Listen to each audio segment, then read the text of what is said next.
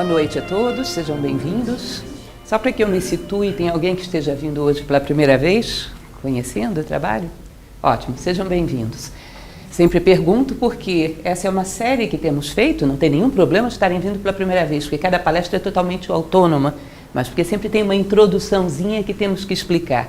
O porquê de fazermos essa leitura do livro O Profeta. Hoje falaremos sobre um capítulo do Profeta que trata do autoconhecimento. Eu comento sempre com vocês que a ideia foi aprofundar o pensamento de Gibran. Gibran é complexo, belo, mas complexo. Nós pegamos uma frase dele, 3 ou 4 palavras, ele quer dizer um monte de coisas nas entrelinhas. E como nós somos a sociedade da pressa, dos apressados, não paramos para analisar 3 ou 4 palavras e perdemos muitas coisas nas entrelinhas de Gibran. Ele não é só um poeta, ele é um filósofo. E como filósofo tem um conteúdo muito profundo. E às vezes pegamos só a superfície, que é beleza. Sempre digo para vocês que um bom poeta tem que ter algo de filosofia, porque senão não tem do que falar. Ainda que tenha uma forma bela, não tem conteúdo. Então nós temos comentado um pouco sempre, muito rapidamente, porque não é esse o objetivo. Talvez até no final façamos uma palestra específica para falarmos direito da vida de Gibran. Porque sempre falamos muito en passant, né? E a biografia dele é muito curiosa e interessante de conhecer. Quem sabe ao final do livro, que já não falta tanto para terminar, a gente fala especificamente sobre ele. Ele nasce em 83 no Líbano e morre em 1931 em Nova York. Chegou um adolescente ainda nos Estados Unidos, sem falar uma palavra de inglês, é ajudado por uma professora norte-americana que o apoia durante toda a sua vida e constrói aí a sua obra com bastante sucesso, ainda em vida. Sobretudo, se nós formos considerar, porque Gibran não era só escritor, era também pintor, tem um relativo sucesso em tudo que faz, mas sobretudo esse livro, O Profeta, se espalhou numa velocidade que ninguém esperava. O editor que fez esse livro achou que fosse ser um fracasso, fez apenas 1000 exemplares na primeira tiragem. E hoje é um livro traduzido em mais de 40 idiomas e é uma raridade quem tenha um desses 1000 exemplares da primeira edição, porque virou algo histórico. É realmente, em termos de prosa poética, de poesia, pouca coisa deve ser tão conhecida quanto O Profeta de Gibran. Muito pouca coisa. Na verdade, se nós pegarmos um Shakespeare, talvez, os sonetos de Shakespeare talvez sejam mais conhecidos, mas está entre os livros de poesia mais conhecidos do mundo, prosa poética, mais conhecidos do mundo. Porém, ainda acontece de nós falarmos para as pessoas, você conhece Gibran? E ouviu um sonoro não. Porque ainda que você veja uma quantidade de traduções muito grande, somos 7 bilhões de seres humanos e muita gente hoje simplesmente não lê poesia. Poesia, sobretudo, hoje quase não vende. Tá? Então, eu acho uma perda que a gente passe pela vida sem conhecer um livro como esse. Sempre recomendo, livro de cabeceira, porque ele é sensacional. Você abre aleatoriamente em qualquer capítulo e ele tem algo de profundo para te dizer, certo? Então, falamos sempre também sobre o contexto geral, antes de entrarmos no assunto específico. Lembrar que o profeta do título era um homem chamado Al-Mustafa, que vivia numa ilha e se propõe a ir a uma cidade, Orfalese, que ficava na costa, para ensinar alguma coisa para essas pessoas. Passa 12 anos nessa cidade. E nesses 12 anos ninguém o ouve. Não dão a mínima importância para ele. E quando ele resolve ir embora, quando vê um barqueiro da sua ilha vindo no horizonte, e resolve ir embora depois de 12 anos, as pessoas percebem que tinham perdido a oportunidade de aprender com um sábio. Sempre comento, porque é um detalhe importante, que a consciência nasce no contraste. Valorizamos as coisas quando estamos para perder, às vezes. Entendemos o sentido da vida diante da morte. Até mesmo do ponto de vista sensorial, percebemos uma cor quando existe o contraste. Quando termina o laranja, começa o transparente. Eu percebo o laranja. Se o universo inteiro fosse dessa cor, eu não perceberia. Assim também com o som e o silêncio. Essa é a teoria do impacto. A consciência nasce no contraste. Então as pessoas percebem o valor que ele tinha quando ele estava para ir embora. Aí dizem, você vai ensinar algo para a gente antes de partir. Reúne toda a cidade à volta de Al-Mustafa. Al-Mustafa, o nome significa o eleito, o escolhido, o iluminado. Eles reúnem à volta dele e começam a fazer perguntas. Cada pergunta é um capítulo. Cada pergunta sobre um assunto. Agora vocês imaginem que os assuntos são o amor, a amizade, os filhos, o matrimônio, a educação, as leis, são as coisas mais importantes da vida humana.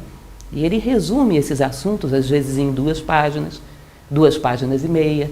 Nós vamos ver esse do autoconhecimento, por incrível que pareça, é um dos menores capítulos do livro. Ele tem 1 página e 1 parágrafo. sobre o autoconhecimento.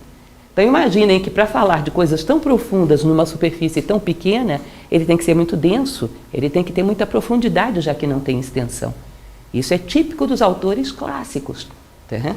Eles têm muita profundidade, em pouca extensão dizem muita coisa. Eu comento com vocês que nós somos o contrário disso. Falamos muito e não queremos dizer quase nada. Conversas muito superficiais em geral. Então esse tipo de leitura ela é trabalhosa, porque você tem que manter a atenção concentrada e mastigar cada palavra. E a intenção é fazermos isso juntos. Tá?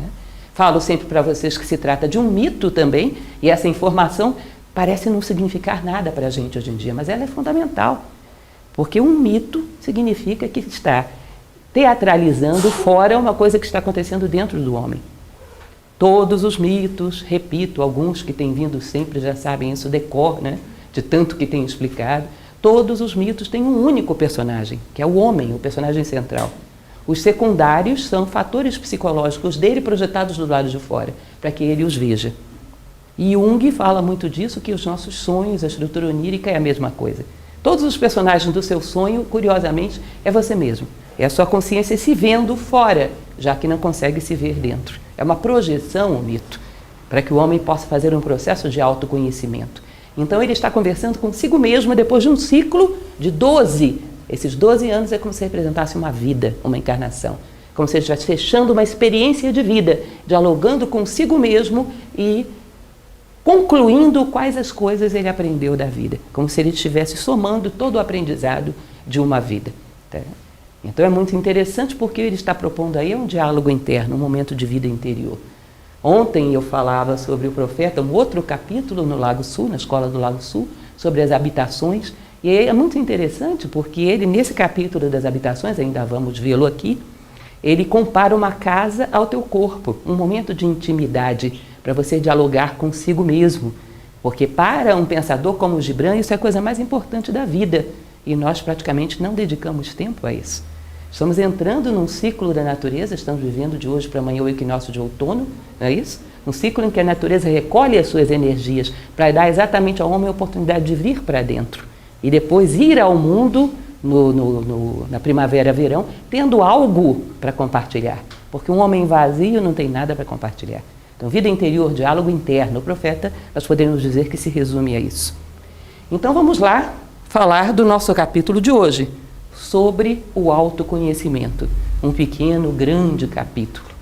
Vocês vão ver que a coisa mais comum na literatura antiga é que se recomende que o homem foque sua vida em duas coisas: conhecer a si mesmo, dominar a si mesmo. Que isso vai lhe permitir chegar ao seu alvo, que são valores, virtudes e sabedoria, o ideal humano. Conhecer a si mesmo, dominar a si mesmo. O famoso pórtico de Delfos, na Grécia, homem, conhece-te a ti mesmo.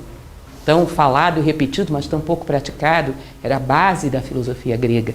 Um poeta grego chamado Píndaro, ele dizia o seguinte: sê quem és, sabendo. Entendem isso? Sê quem és, sabendo. Como você vai saber, como é que você vai ser você mesmo se você não sabe quem você é? Colocar um exemplo prático e bobinho, para que fique claro isso para você. Se a gente sente fome, está dentro de um mercado, tem dinheiro no bolso, mas não sabe, te vale alguma coisa esse dinheiro? Você continua passando fome. Ah, mas eu tenho dinheiro, mas se você não tem consciência dele, ele não te vale para obter alimento. Não é assim? É como se nós estivéssemos famintos diante da vida, com recursos no bolso, com valores no bolso. Talvez não no bolso, mas no coração, na nossa essência. Temos recursos para viver melhor. Mas não adianta nada porque não sabemos. Ser quem és, sabendo. A evolução nada mais é do que evolução da consciência. O que vocês acham que evolui em nós? Luz sobre trevas, consciência daquilo que somos. Isso é verdadeira evolução. Não adianta sermos, se não sabemos o que somos, não vai nos adiantar. A questão humana é ser e existir de maneira coerente. E existir exige que você tenha consciência do que você é. Senão você existe superficialmente, sobrevive. Ou existe como aquilo que você não é, como se fosse um bichinho. Então esse elemento do autoconhecimento não é à toa que é um dos capítulos mais conhecidos do profeta. Muita gente recita, é muito bonito, como tudo dele é muito poético, e é um ponto central, realmente muito importante em toda a filosofia da humanidade. E um homem disse: fala-nos do autoconhecimento. E ele respondeu dizendo, Eu sei que vocês sempre ficam um pouco curiosos, porque só nisso aí ela já vai comentar alguma coisa. Lembrem que eu coloco na íntegra o poema aqui. E é sempre importante a gente ir mastigando pedacinho por pedacinho. Eu acho muito interessante, talvez vocês tenham conhecido um livro que fez muito sucesso há alguns poucos anos atrás, que se chama O Mundo de Sofia, do professor Jostein Gardé. Bem no iniciozinho do livro, ele coloca um exemplo que eu acho muito interessante, que ele diz o seguinte: imagina que você faça um bonequinho de barro e você dê um sopro de vida nele, e ele sai andando. O que você acharia se esse bonequinho saísse andando em frente perguntando: onde eu vou morar? O que eu vou vestir? Onde eu vou trabalhar? Quanto eu vou ganhar por mês? Faz todas as perguntas irrelevantes do universo. Em nenhum momento esse bonequinho para, detém o passo e pergunta: quem sou eu, hein? Por que me construíram? Vira para mim e pergunta: o que você espera de mim? Você me fez para quê? Você imagina uma coisa dessas? O que você pensaria desse bonequinho? Defeito de fabricação, daqui, deixa eu fazer outro. Não é isso? Enlouqueceu, coitado, está alienado. Porque todas as irrelevâncias do mundo, menos o essencial, vamos lá, isso é estranho. Não perguntar nunca quem somos nós e o que viemos fazer aqui, é como se fôssemos isso. E é lógico que toda pergunta, toda curiosidade, toda busca de saber teria que começar por isso. Isso é a base da filosofia. Quem somos nós? Para descobrir como nos completamos, qual é nosso ideal e quais as ferramentas que nos permitem caminhar por essa estrada. Tá? E ele vai responder então: vosso coração conhece em silêncio os segredos dos dias e das noites, mas vossos ouvidos anseiam por ouvir o que o vosso coração sabe. Então vocês vão dizer: não sabe nada, meu coração não sabe coisíssima nenhuma, meu coração não é mais do que um músculo que fica pulsando, não tem nada a ver com nada. Coração é o simbolismo do centro, que nem esse labirinto aí, o centro. Tá? Na verdade, o nosso verdadeiro coração, esse aqui é só um símbolo, nosso verdadeiro coração é um centro, uma essência, que as tradições todas dizem que o homem tem uma essência imortal e uma aparência transitória. E esse centro em torno do qual a vida gravita, esse é o verdadeiro coração. Tá? Não é o coraçãozinho romântico do dia dos namorados, nem esse músculo que nós temos dentro do peito. É o teu centro. E desse centro, dessa identidade, irradia uma certa intuição, que vocês conhecem sim, vocês sabem dela. Quando vocês se defrontam, por exemplo, com uma das coisas mais inquietantes da vida, que é a morte. A morte de uma pessoa, às vezes de um ente querido, existe coisa mais paradoxal do que a morte? Por muito que você leia a respeito, por muito que você conheça do assunto, por muito que tenha suas crenças, mas não é muito estranho que toda essa vida que vibra dentro de um ser humano, de repente, cadê? É um boneco inerte, frio. Cadê imaginação, vontade, amor, inteligência, toda a vida que vibrava ali? Não é uma loucura que o ser humano de uma hora para outra não seja? Como não é? Essas coisas têm que ter uma solução de continuidade. Não podem desaparecer, isso é um paradoxo, isso é um contrassenso. Tá? Para onde vai aquilo que nós chamamos de ser humano? Existe dentro de nós alguma coisa que se revolta e diz: não, isso não é real. Isso é o teu coração dizendo: a morte não é uma realidade. Aí vem a mente racional, concreta, essa prática, besteira, deixa isso para lá, destrói essa nossa percepção íntima e profunda. Mas vocês percebem que isso ecoa ao longo da história da humanidade. Um protesto íntimo contra isso que nos dizem que é real e que não pode ser. Porque é um paradoxo, é muita coisa para de repente virar nada. O que nós percebemos dentro de uma equação lógica é que muita coisa não pode virar nada de uma hora para outra. Não saem coelhos de cartola, nem coelhos somem dentro de cartola. Para onde vai o amor humano, a inteligência humana, a imaginação humana? É um coelho que entra na cartola e some? Não tem sentido isso. Nós sabemos que as coisas não são assim, não tem lógica. E esse eco de incompreensão e de revolta contra esse paradoxo ecoa tão antigo quanto a existência do homem. Então nós intuímos que existe algo mais, que o homem tem uma essência imortal, algo que vibra por trás da aparência. Mas a nossa razão prática não sabe disso, às vezes até o pensamento sabe. Platão diz que nós possuímos uma essência imortal, isso é bonito de dizer, né? Dá um status danado, todo mundo vai pensar: olha, ela lê Platão. É uma intelectual. Às vezes até como ideia a gente sabe, mas uma razão prática que norteia a nossa vida e uma ação condizente com isso a gente não tem. Aí esses dois mundos ficam desconectados, um necessitando do outro. O nosso coração necessitando se realizar no mundo e a nossa vida no mundo necessitando de um sentido mais profundo. E é o mito do amor romântico dessas histórias antigas, no fundo é isso. É o homem querendo encontrar a sua alma, uma essência mais profunda. Se vocês virem o poema de Fernando Pessoa, Eros e Psique, é isso. O príncipe buscando a sua alma adormecida. Os dois, um estão precisando do outro. A essência precisa da aparência e vice-versa. Tá? Então ele diz, os vossos ouvidos anseiam por ouvir aquilo que o seu coração sabe. Os vossos olhos anseiam por ver. Uma hora você vai ter que ter uma comunicação entre esses dois mundos. Porque senão você morre sem ter vivido. Você se torna eternamente um estranho para si próprio. E isso é muito esquisito. O que nós viemos fazer na nossa vida se não conhecia a nós mesmos?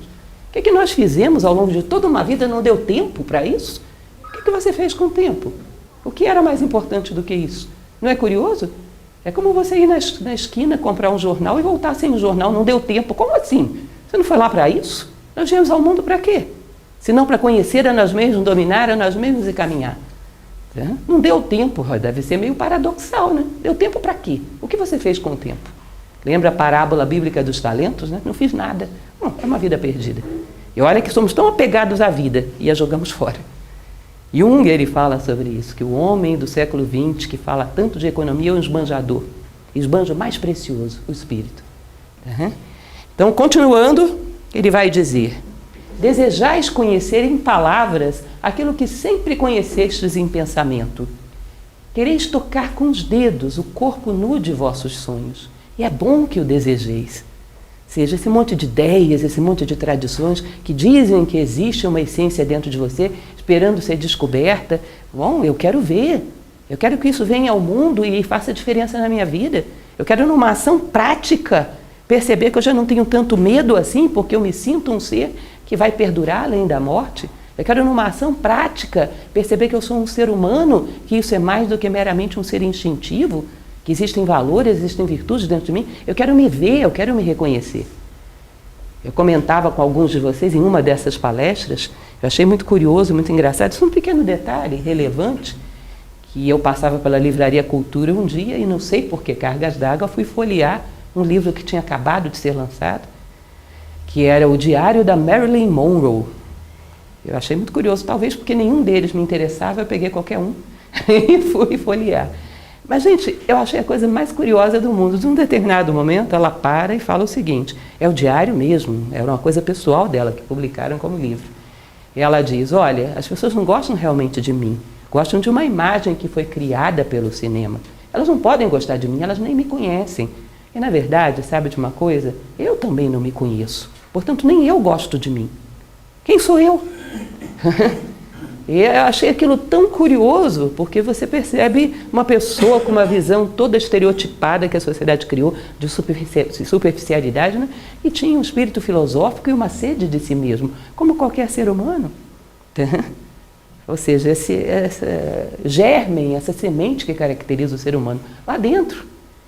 Falem sério, vocês dariam um folheto do curso de filosofia para Marilyn Monroe? E ela tinha sede de conhecimento. Curioso isso. Né? Então todos nós desejamos arredar essa sombra material e descobrir o que palpita dentro do nosso coração. Quem somos de fato nós? Quais são os nossos sonhos? O que realmente nos realiza? O que realmente nos faz feliz? O que nos dá paz? Isso eu acho muito curioso, porque nós somos às vezes tão mecanizados pelos hábitos da sociedade que até para nos divertirmos nós fazemos o que é padrão. Então, férias aqui, trabalho ali, descansar acolá. Aí um belo dia você para, uma vez me fizeram essa proposta, feche os olhos e lembre do momento do seu dia onde você mais foi feliz. E aí quando eu fechei os olhos, eu era muito jovem nessa época, eu lembrei que eu tinha ido para uma festa, tinha ido para não sei onde e tinha trabalhado, tudo aquilo ali parecia para mim uma obrigação, um protocolo. E um momento de felicidade que eu lembrei foi um momento quando eu mexia na terra. Eu falei, eu não sei nem o que é a minha felicidade, nunca parei para perguntar. Ou seja, quando eu me divirto ou quando eu trabalho, eu bato ponto do mesmo jeito. Porque todo jovem tem que fazer, porque todo mundo tem que ir. É uma coisa estranha, somos estranhos para nós mesmos. Por quanto tempo? Espero que não por toda a vida. Então todos nós temos essa ânsia de unir esses dois mundos, né? Tocar com os nossos dedos a nossa verdadeira identidade, o nosso verdadeiro rosto. Aliás, existe um texto maravilhoso de Gibran que se chama O Louco. Alguém conhece? Que ele fala sobre isso. o dia em que roubaram os seus sete véus e o vento e o sol tocou o seu rosto pela primeira vez. E ele se sentiu extasiado, pela primeira vez ele sentiu o seu próprio rosto, no dia em que roubaram os seus 7 véus. É um texto maravilhoso, vale a pena conhecer. A fonte secreta de vossa alma precisa brotar e correr, murmurando para o mar. E o tesouro de vossas profundezas ilimitadas precisa revelar-se a vossos olhos. Uma das coisas mais antigas que existe dentro da filosofia é a ideia da teoria da alma prisioneira. Diz que essa essência, ela precisa se expressar, ela veio ao mundo para isso. É como se você imaginasse uma luva que você coloca na mão para que você mexa, por exemplo, no jardim. A tua mão precisa se expressar. Essa luva não pode ter os dedos todos grudados de tal maneira que a mão não se mexa lá dentro. Ela tem que ser maleável ao domínio da mão. É como se de repente você fizesse da luva um cárcere da tua mão e ela não se mexesse lá dentro e ficasse ansiosa por mexer na terra, por atuar no mundo e não consegue se expressar. A alma prisioneira. Platão dizia que, na verdade, educar é abrir as grades da cela dessa alma prisioneira para que entre ar, para que ela não sufoque. Educar é romper as barreiras que te impedem de ter vida interior, de conhecer a si próprio. Educar era muito mais profundo do que extenso. Eduzir é trazer à tona aquilo que você tem de real. Sempre comento com vocês que inteligência também vem disso, inteligir, escolher dentre tudo aquilo que você não é, quem é você, por exemplo. Encontrar a tua verdadeira identidade é o máximo ato de inteligência. Tá? Então, a tua alma, ansiosa dentro de você, quer se expressar no mundo. E você, o que está fazendo no mundo, se não falando pela tua alma? O que você veio fazer aqui? Qual o recado que você tem para dar ao mundo? Uma coisa que é muito interessante, que também gosto muito de comentar, é quando Beethoven, já completamente surdo, escreve uma carta, o Testamento de Heiligen Gestads, que ele diz o seguinte, que ele não terminava com a sua vida ali, porque ele tinha um recado a dar ao mundo, que Deus tinha pedido que ele comunicasse aos homens, que era a sua música, e ele não tinha terminado de dar esse recado. Portanto, ele não podia se isentar dessa missão enquanto não tivesse completa. Tá bom, não somos Beethoven, mas vocês acham que a gente também não tem o nosso recado para dar? E quem está mandando esse recado? Nós não ouvimos, não sabemos o que viemos fazer aqui. Nós não podemos tombar sem ter dado o nosso recado. Não podemos deixar de cumprir a nossa missão. A alma precisa se expressar e nós precisamos que ela se expresse para que a nossa vida tenha algum sentido, para que faça diferença. Tá? Então, o tesouro de vossas profundezas ilimitadas precisa revelar-se aos vossos olhos. Mas não useis balanças para pesar vossos tesouros desconhecidos, e não procureis explorar as profundidades do vosso conhecimento com uma vara ou uma sonda.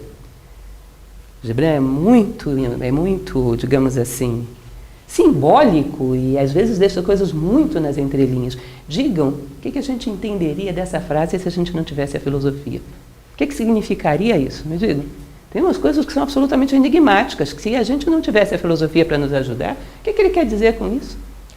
Vocês percebem que uma das coisas mais complicadas que tem, quando você considera, pelo menos como possibilidade, não estou dizendo para vocês tomarem isso como verdade absoluta, porque a filosofia não coloca verdades absolutas, mas também como possibilidade que o homem tenha uma existência e uma essência, algo imortal por trás dessa aparência. Imaginem que isso exista. Vocês percebem que a gente quer provas disso, do mesmo jeito que a gente tem provas disso? Então eu tenho o corpo, qual é a altura? 1,63. Qual é o peso? Não vou contar porque está um pouco excessivo. Qual é a cor do cabelo? Qual é não sei o quê? Você quer mensurar, você quer medir, você quer colocar uma vara, ver o comprimento. Eu tenho alma? Que tamanho que é ela? Que modelo? E são as coisas que a gente não entende, que são 2 mundos que se comunicam. E cada mundo tem suas leis próprias. Não dá para mensurar dessa forma. Até porque existe uma curiosidade aí. Essa nossa alma, e isso é a coisa mais complicada de entender, e daqui a pouco ele vai começar a falar disso direto, essa nossa alma é como se ela fosse uma célula de uma grande alma, anima mundi, a alma do mundo, que é uma só. Aquela tradição que tantas vezes eu tenho contado para vocês da Índia, que diz que nós somos como se fôssemos uma pérolazinha de um colar por onde passa um fio. E esse fio passa por dentro de todas as coisas do universo. Quando você quer ver a tua essência, você vê um pedacinho de fio.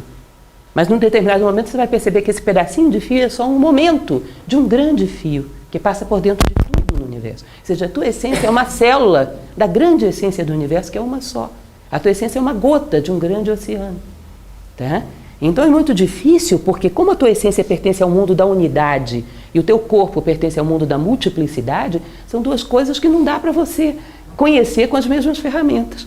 Falo isso para vocês, porque hoje nós vivemos um momento histórico onde isso, que parece tão óbvio, não é entendido.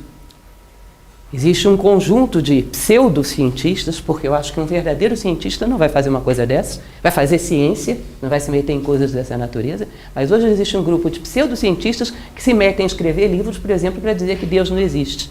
Vocês sabem disso, né? Existe um que fez, inclusive, muito sucesso, Deus, um delírio. É a coisa mais insólita que você possa imaginar. Imaginem vocês que a nossa mente concreta, prática, ela trabalha para conhecer as coisas por um critério muito simples, por adjetivação.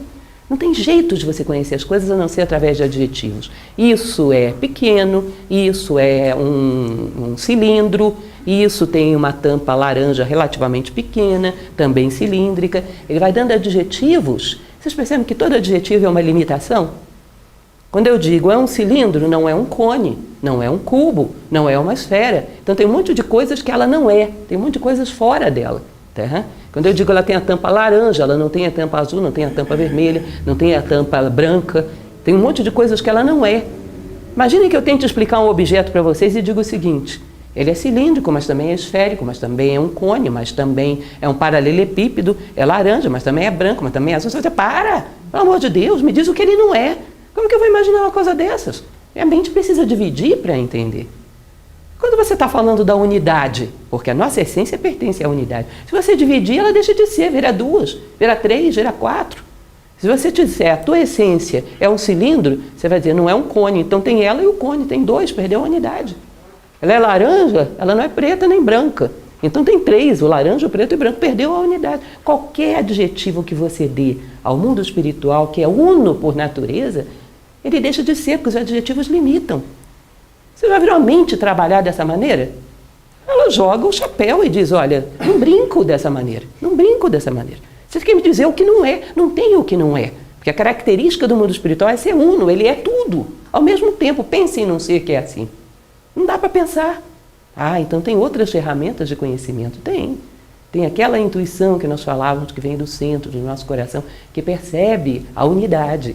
E temos uma razão prática, como dizia Kant, que percebe a multiplicidade. São 2 ferramentas para conhecer 2 mundos. Você não vai poder vir com uma fita métrica para medir a sua alma. Não vai dar. Ah, aquilo que eu não avalio com a minha fita métrica não existe. Tá bom, é um critério bem redutivo seu. Porque existem muitas coisas que hoje a ciência já prova que existem e que não dá para medir com a sua fita métrica. Certo? Então é um critério muito materialista e redutivo. Assim são esses cientistas, que querem dizer que Deus não existe porque as equações matemáticas reduzidas deles não abrangem Deus. Não, meu caro, vá usar as suas equações matemáticas para medir a matéria. Contente-se com o seu campo, porque nenhum biólogo sério vai se meter a fazer discussões sobre física. Trabalhe no seu campo. Isso é insólito, isso é bizarro. E pouco sério, sobretudo. Tá? Então não dá para conhecer a nossa essência com uma vara, com uma fita métrica, seja lá com o que for. Porque o eu é um mar sem limites e sem medidas. Ou seja, essa imagem é muito bonita, né? E mostra um fato. Aquilo que desconhecemos de nós é muito maior do que aquilo que conhecemos de nós. E aquilo que desconhecemos de nós é o quê? Gelo. Gelo é o quê? Água momentaneamente diferenciada daquilo que tem à sua volta, que é o quê? Água. Então, como se você fosse um momento em que a água se condensou e se tornou ilusoriamente uma coisa particular, mas continua sendo água. Gosto de dar aquele exemplo que está nos nossos materiais didáticos, inclusive, do professor Jorge Ângelo Braga, que é um filósofo, nosso fundador, que ele dizia o seguinte: você passa o dedo na areia, faz um suco, passa o dedo na areia, faz outro suco. Aí você diz, tem 2 sucos. O primeiro é o quê? Areia. O segundo, areia. O intervalo entre eles, areia. Então você tem o quê? Areia momentaneamente diferenciada. Então essa ideia da separatividade, que para a gente é um vício difícil de imaginar e que é a base do egoísmo, é difícil da gente imaginar viver sem ela, É um impedimento para que a gente conheça a nossa essência. Por isso que se diz que o homem, quanto mais altruísta é, provavelmente tem mais autoconhecimento. O homem é do tamanho da sua generosidade. Já ouviram falar disso? O homem é do tamanho da sua generosidade. Vocês percebem, os homens grandes da história não eram os que tinham muita coisa, eram os que davam muita coisa, davam muito de si. Mudaram a história pelo tanto que deram. O homem é do tamanho da sua entrega. Não digais, encontrei a verdade. Dizei de preferência, encontrei uma verdade. Isso é lógico, Sócrates falava disso de uma maneira muito curiosa, né? Um dia perguntaram a Sócrates: mestre, eu encontrei um homem que disse que encontrou a verdade. Sócrates disse: olha, ou ele encontrou mesmo e é um sábio completo, não sei nem o que ele está fazendo aqui, ou ele não sabe nem o que é verdade, é um ignorante completo e petulante. Em nenhum dos dois casos, essa pessoa que você encontrou serve para filósofo. Ou já passou muito, ou está muito aquém. Porque o filósofo sabe que não tem a verdade. Ele tem um momento onde ele, de repente, olha para a vida e diz: não é possível que isso seja só essa aparência. Há algo por trás, há algo nos bastidores, há algo além. Ele vê um momento de beleza e vê que a beleza é algo que passa pelo mundo e volta para o seu mundo, mas que ela é eterna. Ele não acredita que a beleza cesse, ele não acredita que a bondade, a justiça cessem. Ele percebe que elas se refletem e voltam para o lugar de onde vieram, mas que ela é algo eterno ou não existe. Que é algo tão profundo, tão marcante, deixa pegadas tão grandes no mundo. Isso não pode ser irreal, isso não pode ser ilusório. Esse momento onde você tem esse insight, você teve um momento de vida interior, você teve uma verdade. Você vislumbrou a verdade, mas a grande verdade não, um momento, um flash, um ângulo do prisma. Mais uma vez, o nosso amigo Jung, ele costumava dizer que essas situações que acontecem com todos nós, felizmente, né, porque são os momentos mais sagrados na nossa vida, a gente deveria guardá-los numa caixinha de joias, porque são as nossas verdadeiras joias. Ontem, quando eu falava sobre as moradias, ele dizia: vocês trancam tanto as suas moradias, vocês têm lá dentro espiritualidade? Não, então vocês estão protegendo o quê? Vocês têm lá dentro paz? Vocês têm o quê que vocês estão com tanto medo de ser roubados? Então é interessante, esses são os momentos que a gente deveria colocar numa caixinha de joias, porque são verdadeiras joias. Mas você percebe que somos nós ainda como existência, vislumbrando momentos da essência. E às vezes Jung dizia, isso gera uma vaidade tão grande que o homem acha que viu toda a verdade. Ele chama isso de inflação do ego, que pode gerar um tipo de delírio. Ele vislumbrou, por mérito, ele rasgou um pouquinho os véus da ilusão e deu uma olhadinha na luz. Mas ele ainda está aqui embaixo. Ainda tem muito que caminhar para ver um pouquinho mais de luz. Então nós encontramos uma verdade, por mérito. Às vezes rasgamos os véus de Maia, como dizem os indianos, e vemos um pouco da verdade. Não digais, encontrei o caminho da alma. Dizei de preferência, encontrei a alma andando no meu caminho. De repente eu tive a sensação de que ninguém pode tirar aquilo que eu sou, eu não preciso estar tão inseguro. Não preciso estar tão ferido pelos que as pessoas fazem comigo, porque aquilo que elas atingem não sou realmente eu. Aquilo que eu sou profundamente, ninguém pode tocar, ninguém pode ferir, ninguém pode magoar. Aí você sente um estado de segurança e de liberdade, como se fosse essa alma que dança. Vislumbrei, olha, tem alguém nos bastidores. Tem um ator por trás dessa máscara. Vocês vão ver que isso existe em todo canto. Tem uma passagem que eu acho muito bonita no Egito, que está escrito nas paredes de um templo, como qualquer coisa no Egito, né? Que é o livro dos Cantos Potentes, que diz: o teu nome é mais poderoso do que o nome dos deuses. O teu nome escrito sobre o teu escudo, o nome do Deus sentado no centro da tua barca. Ó barqueiro, detém teu remo, vira-te e olha nos olhos daquele que vive no centro da tua barca. É um negócio assim, Egito, vocês sabem que era uma civilização altamente complexa, com mistérios, mas o que eles estão dizendo aí? Existe algo divino no centro da nossa barca, e nós estamos remando, alienados. Tem uma hora, para isso, olha para trás, vê quem você é. Vê quem é o dono da barca, quem é o passageiro, e aí passa a respeitar mais, não enfia essa barca em qualquer cantinho, em qualquer lodaçal, porque você tem um ser divino dentro dela. Você percebe que essa visão é respícia, é saber ver, e aí você passa a se respeitar? Eu não posso levar a minha barca para qualquer lodaçal. Tem um passageiro divino dentro dela. Eu me respeito. Por quê? Eu sei quem eu sou. Ainda que vislumbre só de vez em quando, eu sei que existe algo e que merece respeito. E aí eu posso começar a respeitar os outros. Porque Porque se eu sei que existe algo dentro de mim, começo a também ter possibilidade de acreditar nisso nos demais. Se não somos meras cascas, por que respeitar cascas? Tá? Caímos nessa forma de relacionamento que nós temos nos nossos dias, né? Todos nós, tão dolorosa e tão superficial. Porque a alma anda por todos os caminhos. Ou seja, se ela é uma gota d'água no meio do oceano, por onde o oceano não passa? Se ela é uma célula da grande alma do universo, qual o espaço que a grande alma do universo não penetre? Então você não encontrou o caminho da tua alma, você vislumbrou um momento da tua alma, mas ela é muito maior do que você imagina. Nós queremos que essa separatividade que nós temos aqui embaixo seja lá em cima também. E lá em cima somos um episódio de algo que é eterno, sem limites no tempo e no espaço. Portanto, você não viu tudo, que se visse nem suportaria. Vocês lembram que tem uma passagem da mitologia grega que uma das inúmeras namoradas de Zeus, Semele, pede para ele: me mostre na sua plenitude. Conhece essa história? E Zeus tinha prometido a ela que qualquer coisa que ela pedisse, ele atenderia. E ele se vê numa enrascada, né? O que vai fazer? E ela: eu quero ver você na sua plenitude. E aí ele se mostra como o todo. Ela fica tão horrorizada que morre fulminada. Não temos como ver o todo da nossa alma, nós vemos um episódio, um momentozinho. E vamos juntando pecinhas, para que um dia sim cheguemos à sabedoria, que é a visão do todo. Mas um flash desses é o momento mais belo da nossa vida. O momento em que você olha como aquela velhinha enrugada de ainda há pouco, né, encurvada, uma alma jovem, eterna, que não está submetida nem ao tempo nem ao espaço, esperando que você a liberte, que você deixe ela bailar na tua vida. Um momento, e já é muito. Porque a alma anda por todos os caminhos. E nós vimos um momento de um caminho. A alma não marcha numa linha reta, nem cresce como um caniço. A alma desabrocha, qual um lótus de 1000 pétalas. Interessante que vocês virem essa particularidade da alma, é muito semelhante à descrição que ele mesmo faz do amor.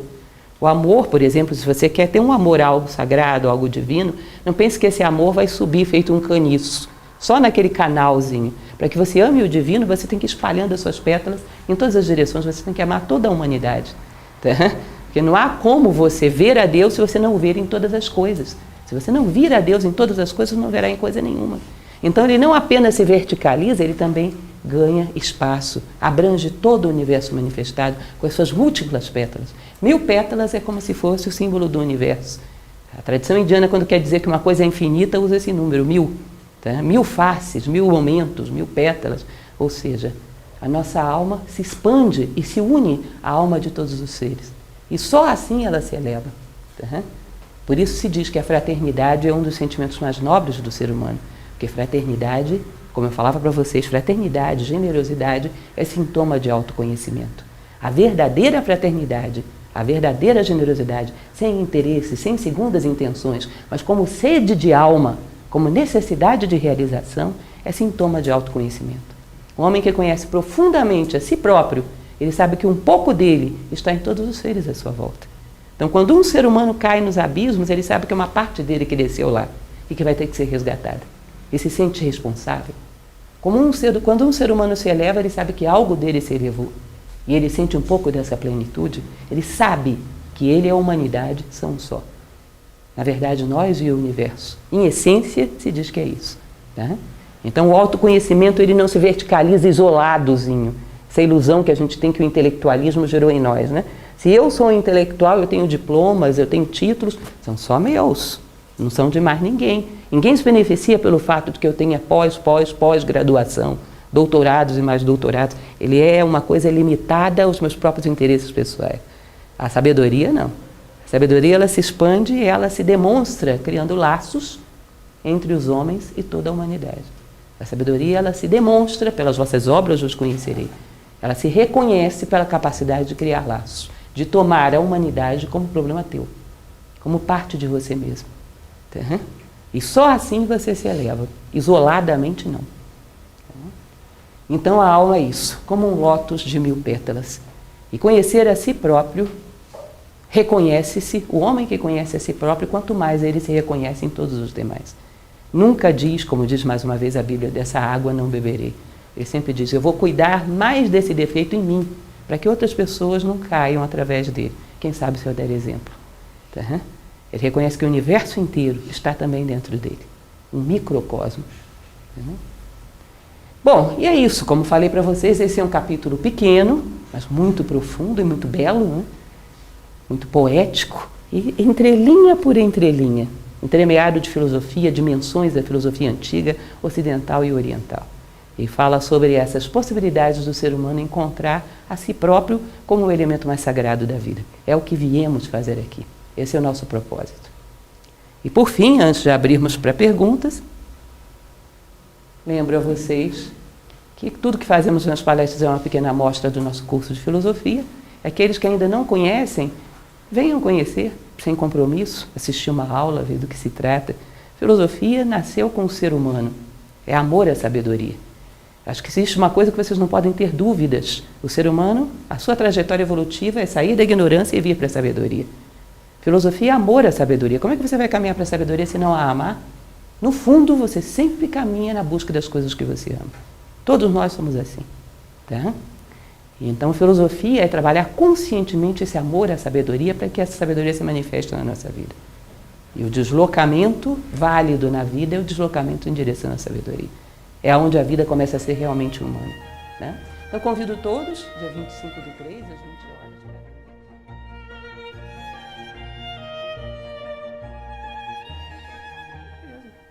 Eu falava ainda há pouco a respeito do nosso equinócio de outono, que está começando daqui a pouco. Se a semente não mergulha na terra solitária e germina lá embaixo, ela não vai ter frutos para dar para ninguém nunca. Vocês percebem que muitas vezes queremos dar algo para as pessoas à nossa volta e estamos de mãos vazias. Queremos dar uma resposta, uma saída para as angústias que essa pessoa está apresentando e não temos. Falta em nós esse momento da semente que mergulha dentro de si próprio e germina para um dia dar frutos. Os frutos que se espera de um ser humano. De onde o homem vai tirar respostas se não for desse diálogo interno com a sua própria alma? E o que as pessoas precisam mais de nós se não respostas? Vocês acham que elas precisam da gente? O que prioritariamente as pessoas necessitam? De comida? De coisas materiais? A falta dessas coisas é uma consequência de não termos respostas para a vida. Muitas vezes eu tenho comentado isso, né? Que a fome não é falta de comida, é falta de fraternidade. A miséria não é falta de bens materiais, é falta de solidariedade, de honestidade, não é isso? Ou seja, a falta está lá em cima. Aí gera todas as consequências que nós vemos aqui embaixo. E não adianta você atender só às necessidades primárias, é importante, mas não é suficiente. Tá? Então, o fruto que se espera do homem para ele compartilhar é um fruto da alma. Platão, ele dizia que a melhor coisa que você pode fazer para as pessoas que ama é crescer como ser humano. Porque só assim você pode provar para elas que isso é possível. E que o destino dos seres humanos é crescer. Crescer, se tornar um ser humano melhor, é um ato de amor. E ele diz o maior ato de amor. Não é interessante isso? E se você não entra e não germina, não sai com frutos. É exatamente o ciclo da natureza. É um momento da gente começar a entrar. A natureza prepara todo o berço para que a gente entre. E depois, num determinado momento, saia com os braços cheios de frutos. Porque se não queremos ajudar, estamos de mãos vazias.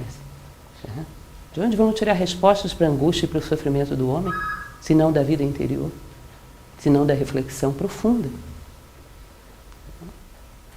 Então é perfeitamente coerente. Ele fala mesmo, esse capítulo de ontem sobre as habitações, é o tempo todo falando disso. O tempo todo, a tônica do capítulo é essa: vida interior é uma necessária e sadia solidão. É verdade, tem que ser assim. Porque se você sai e se sente mal, você não teve solidão, você teve isolamento. O outro precisa do outro também para me conhecer. Com certeza, os dois momentos, o momento de frutificar como raiz, o momento de dar frutos já com a árvore madura, são maravilhosos. Porque se você entra e na hora de sair se sente mal, isso não é solidão, isso é isolamento. Isso é uma espécie de negação do ser humano. Isso é uma espécie de egoísmo. Tá? Não é sadio. Sadio é que as duas coisas sejam maravilhosas. Lembram? Eu quero uma casa no campo, onde eu possa receber os meus amigos. Ou seja, num determinado momento você está na sua casa do campo. E o outro abrir as portas para virem os amigos. E as duas coisas são maravilhosas. Ninguém pode estar com o outro se não estiver consigo mesmo. É superficial em ambas as situações. Não é bom nem para si nem para o outro. Não tem nada para dar. E ele mesmo sente essa sede, esse vazio. Eu costumo comentar, por exemplo, em relação à solidão.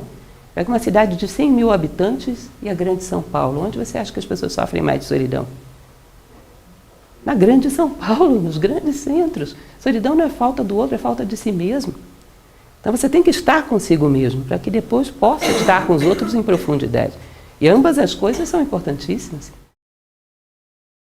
Com certeza, na hora que você andar, você vai ver se você equilibra ou se você não equilibra. Se não, é teoria, fantasia. Eu sou uma pessoa equilibrada, anda que eu quero ver. Tá? Fala para que eu te veja, dizia Sócrates. Anda aí que eu quero ver. Tá bom, você refletiu, mas agora traz para o mundo isso e vê se funciona. Tá? Tudo. Entendem? Então, nem os frutos podem existir sem raiz, nem a raiz tem sentido se não der frutos. As duas coisas são necessárias. Uma existe pela outra. O ser e o existir.